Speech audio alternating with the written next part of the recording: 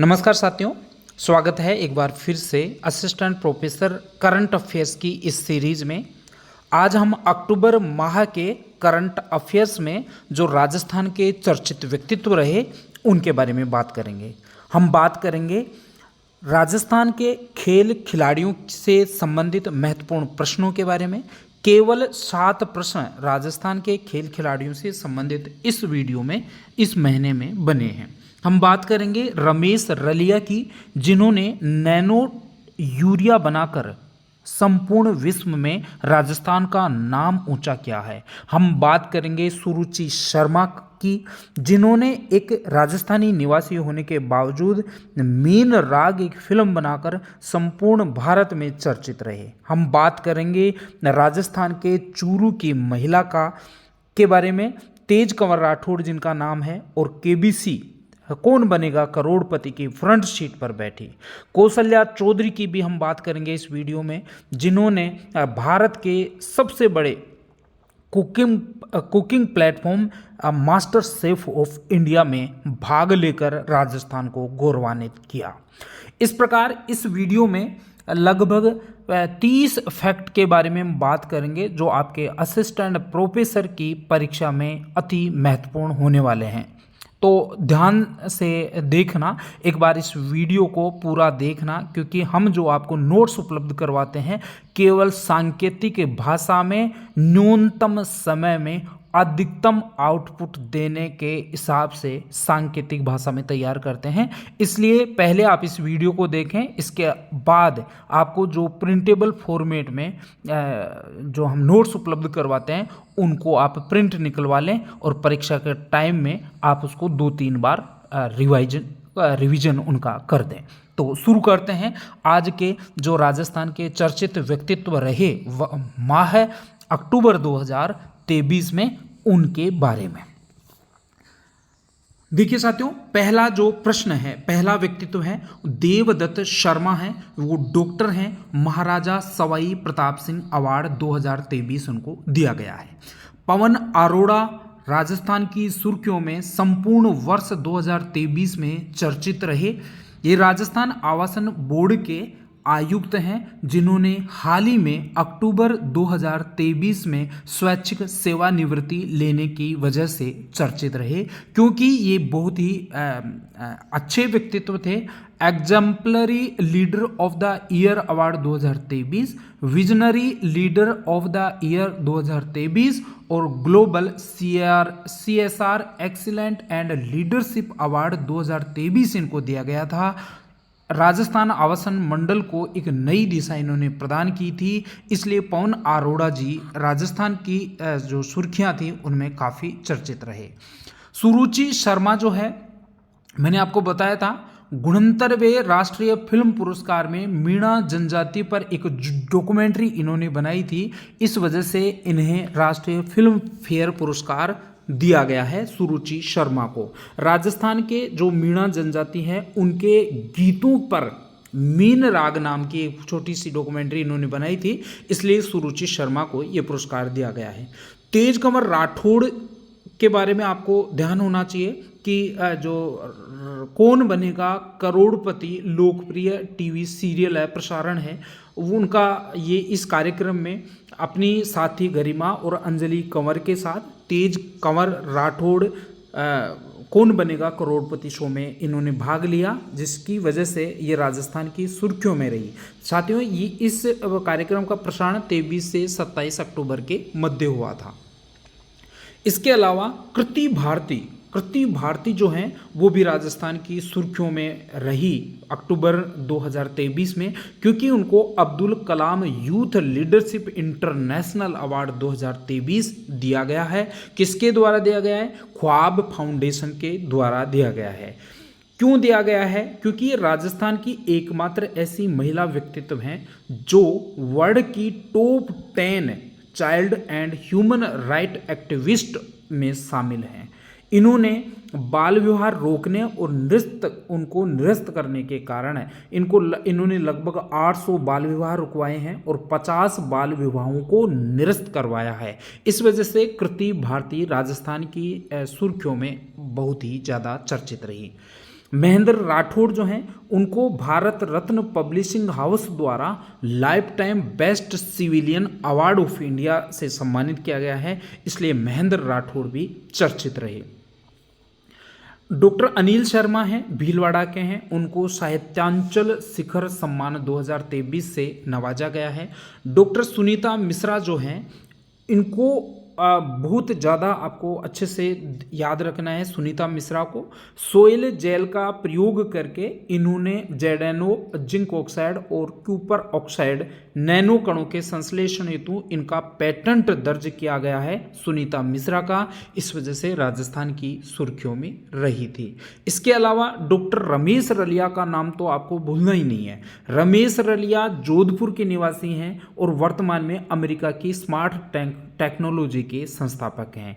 Doctor Ramesh रलिया ने हाल ही में nano technology के से इन्होंने एक तरल यूरिया बनाया है और इन्होंने ये इच्छा जाहिर की है कि मैं राजस्थान का निवासी हूँ और राजस्थान के जो निवासी जो किसान हैं उनको जो यूरिया की किल्लत का सामना हर बार करना पड़ता है, इसलिए ये तरल यूरिया की जो इन्होंने खोज की है नैनो टेक्नोलॉजी के आधार पर उसको राजस्थान के किसानों को सस्ते मूल्य पर ये उपलब्ध करवाने की बात उन्होंने कही है। इसलिए रमेश रलिया राजस्थान के किसानों में मसीहा के रूप में देखे जा रहे हैं। साथियों, नैनो टेक्नोलॉजी से ये जो यूरिया बनाया गया है वो भूमि की उर्वरा जो शक्ति है, लगातार जो केमिकल्स आपके जो यूरिया का प्रयोग करने से, रासायनिक खाद प्रयोग करने से उर्वरा शक्ति जो कम हो जाती है स्थायी रूप से, वो इस नैनो टेक्नोलॉजी से बनाए गए यूरिया से बिल्कुल भी खत्म नहीं रही होगी, वो यथावत बनी रहेगी और उत्पादन में ऐतिहासिक वृद्धि दर्ज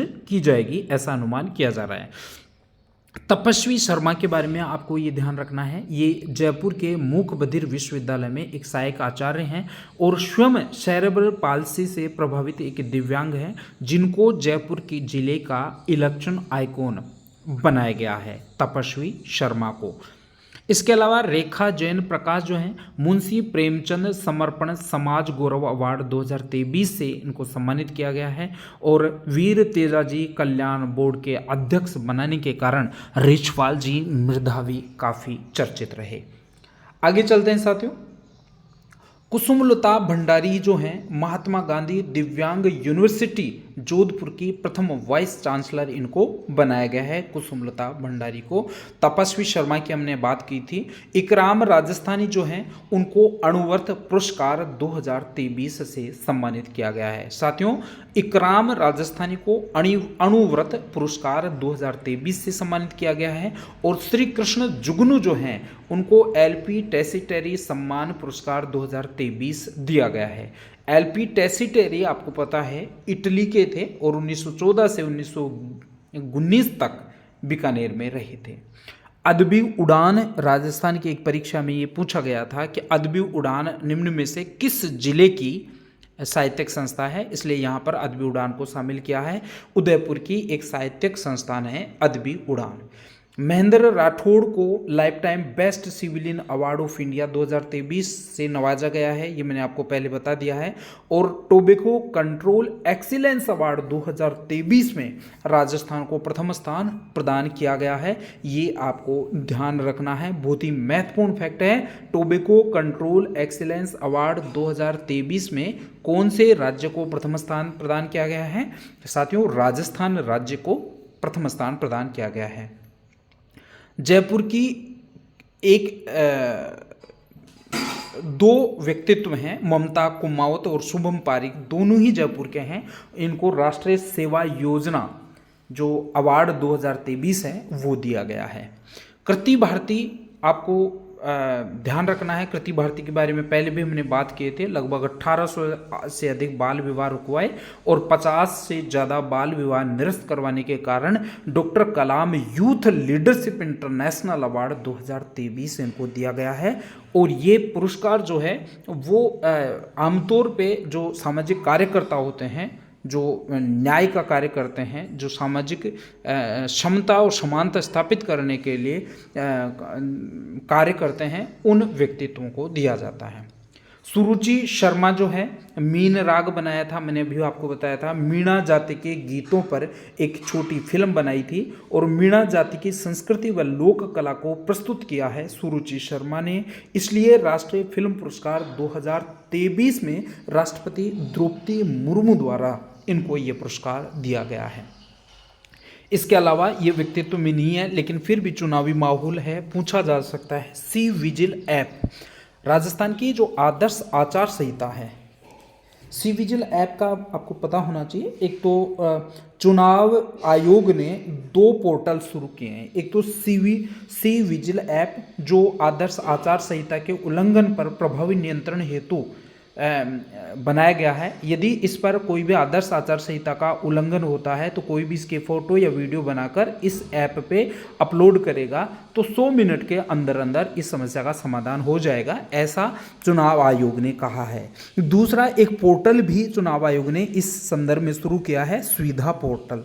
चुनाव संबंधित जो भी कार्य हैं उनके त्वरित निस्तारण हेतु चुनाव आयोग द्वारा इस जो पोर्टल है उसका शुरुआत की है, सुविधा पोर्टल। सुविधा पोर्टल में जैसे चुनावी माहौल है तो कोई राजनेता कोई रैली करना चाहता है या कोई सभा करना चाहता है तो उनको पूर्व में अनुमति लेना आवश्यक होता है साथियों।